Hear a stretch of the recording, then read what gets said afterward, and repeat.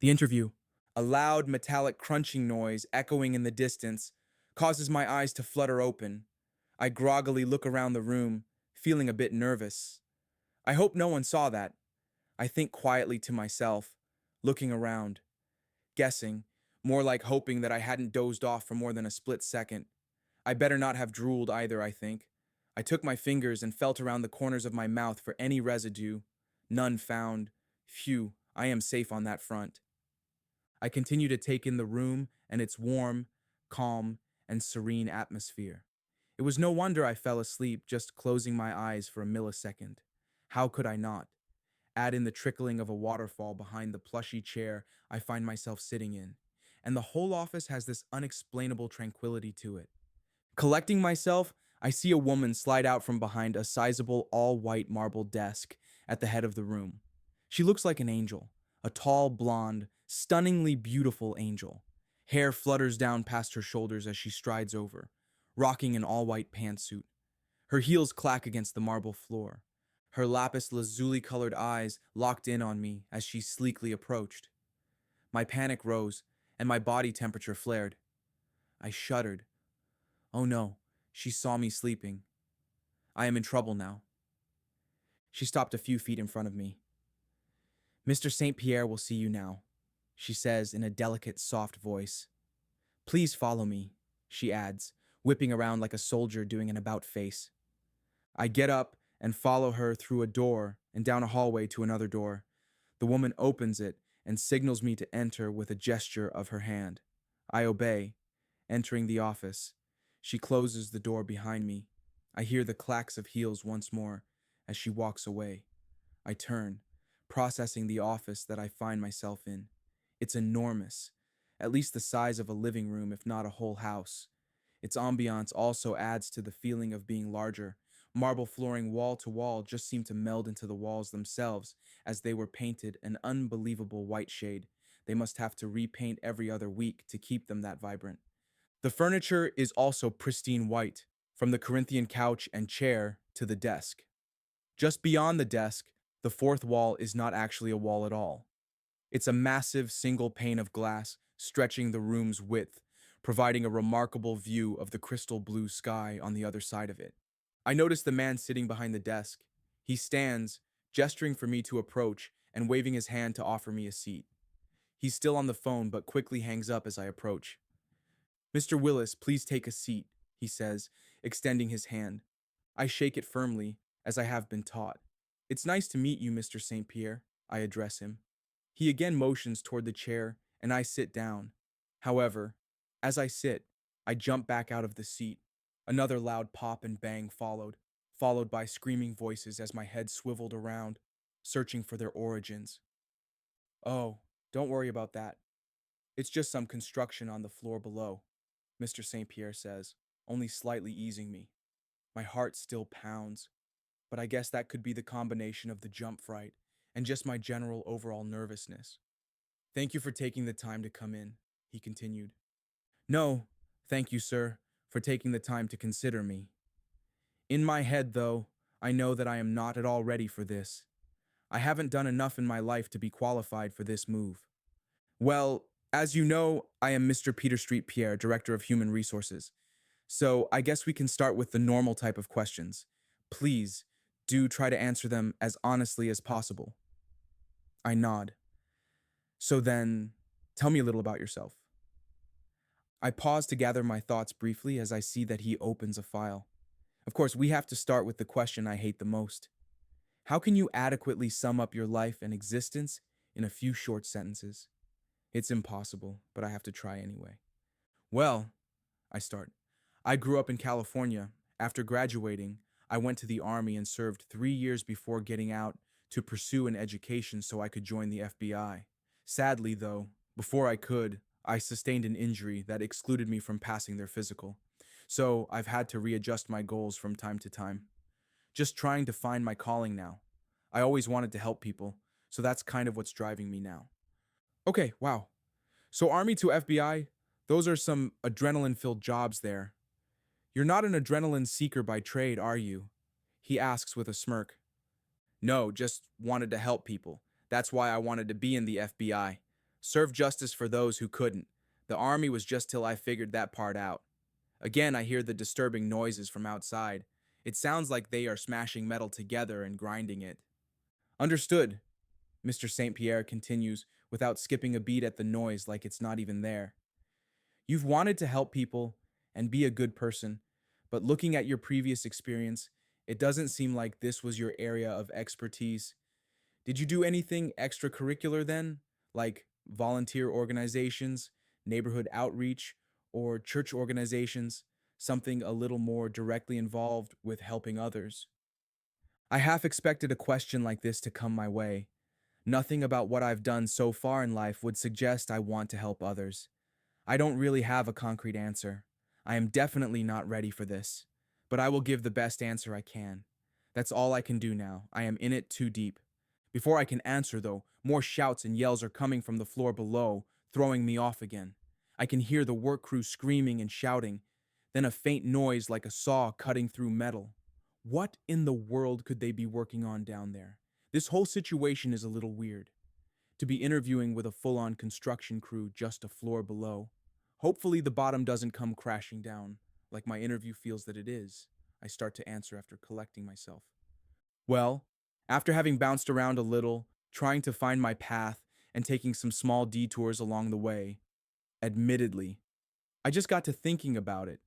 And recently, I've tried to become a better person, working towards helping others in my own way. I guess, I say. I could see that my answer in the slightest did not convince him. I blew it, is all I can think. But it looks like he's going to continue. All right, Mr. Willis. We are a non-profit organization here at Hope's Angels. We take such matters very seriously and are very big on ethics and morals. So, with that in mind, if someone in your work group took credit for something you did, what would you do about it? I would think about it for a bit, but if it helped the team, then I would turn the other cheek and maybe talk to them separately. As long as the work is done, you know, does it matter who did or thought of it? He nodded and grinned and pressed with another question. Tell me about a time when you went out of your way to help someone. Well, I try to help anyone I can as often as I can. I give to charity causes, at the store and all, but only to someone specific. Again, I am caught with an unclear answer. What have I really done that meant going out of my way? I finally think of one. Well, there was a time when a friend wanted to try out for the local football team and needed someone to practice with him. I agreed to help him, forfeiting my weekends for about a month. Man, what another stupid, vague answer that was. I sense that he's about to end the interview here. I feel my body temperature rising again. I am blowing this opportunity, but he asks another question. What would you say are your best and worst qualities? I would say my best qualities are that I am honest, loyal, supportive at times, and always willing to improve. My worst qualities are laziness. I can be arrogant at times. I am dismissive of other people when it doesn't affect me, and sometimes I say things that I am not sure I believe. Still, I say them anyway, just to fit in. Mr. St. Pierre sits upright and closes the nondescript manila folder, and for a brief moment, I think at least that's the last of the questions. Until I remember, it's judgment time now. Did I pass the test? He doesn't move. He sits quietly, staring at me for what feels like an eternity before leaning back in his chair. He brings his hands up to his face, forming a triangle with his fingers as if pondering some deep thought. My heart thumps and races. I can feel sweat collecting and beating my forehead. My palms are like waterfalls shedding sheets of moisture. If I were him, I wouldn't choose me. I cringe at what's about to come. The crew's noise downstairs tapers off dramatically at the perfect time for him to render his verdict. His lips finally crack open to speak. Do you have any questions for me? He finally asks. Why is he delaying the inevitable? I think it's torturing me at this point. Get it over with. I sit, pondering for a few seconds. Is there anything I can even ask at this point that will save me here? I know I blew this every which way a person could. I am just not a good enough person for this. Indeed, there are better, more qualified people. I begin to feel immense pressure in my chest, as if someone is repeatedly pushing down on me with all their weight like an elephant walking over me, circling back around for rounds 2, 3, and 4 repeatedly. I tried not to show my discomfort and disappointment, but I did all I could not to hyperventilate. Mr. St. Pierre leans forward. Well, Mr. Willis, to be honest with you, he starts. I know what's coming.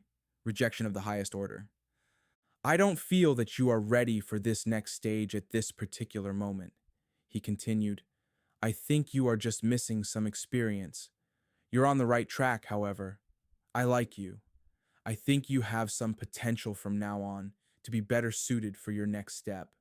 So, this is what I am going to do. I'm going to keep your name here on file, and when another spot opens, we'll give you a call, and hopefully, you have gained that experience by then. You know, helping others and becoming that better person you want to be. No time like the present. You never know when you're going to get that call, he says, winking. He stands up and begins towards the door. I get up and follow him instinctively. He opens it and motions for me to walk through. As I pass him, he again holds his hand out, and I shake it just as before. He pulls me in, catching me off guard. I stumble into his chest. He presses his mouth close to my ear and whispers, It's not your time yet. You have so much more to do in life before coming back here. Do better with your second chance, son. He releases me. I pull back, stunned and confused. He places his hand on my chest, and a sudden wave of calmness overtakes my body. There's no fear, nothing but peace and joy. I look behind me, and outside, it's an endless pit below. He shoves me out. I begin to free fall, descending down and down. As I fall, pain begins to seep into my body. A wave of coldness rushes in, attacking my senses. That immense pressure begins to reassail my chest. I hear noises again. They start very faint, slowly building into a cacophony blaring in my ears. My heart beats almost in rhythm with them. Finally, after a few seconds, the clatter of nondescript sounds becomes clearer. It's voices. At first, I couldn't make them out. A few more seconds go by, and I hear, Stop, stop, he's back. I have a rhythm. I slowly start to open my eyes and look up. The world is blurry but quickly comes back into focus. I see a man sitting and staring at me with a broad smile. I can make out that he is wearing a paramedic uniform. Hey there, buddy. Welcome back. We lost you there for a few seconds. I can barely move, but I feel like my whole body is being jerked around. As I pick up my head a little, I notice that I am in the back of an ambulance. What? Where? How? I try to speak, but can't seem to get whole sentences out. The man answers, Well, Mr. Willis, you were in a car accident, and we lost you for a few moments as the fire department was cutting you out of the car. We're almost to the hospital now, however. They're going to check you out there and keep you for observation, but I think you should be okay. I am dumbfounded by what I've just heard. How can that be? So, so I died then? I ask. Your heart did stop shortly, due to the impact, but we got you back pretty quickly. There shouldn't be any permanent damage. The paramedic responds. I lay my head back down and look up at the light. I think about what just happened, how close to death I came, what will come next for me, and what awaits me on the other side. It is clear there is still work for me to do, and now I have just been given a second chance to, as Mr. Peter Street Pierre put it, do better before my final judgment. After all, who can refuse a suggestion from a higher authority? So the question I am left with is, how can I be a better person today?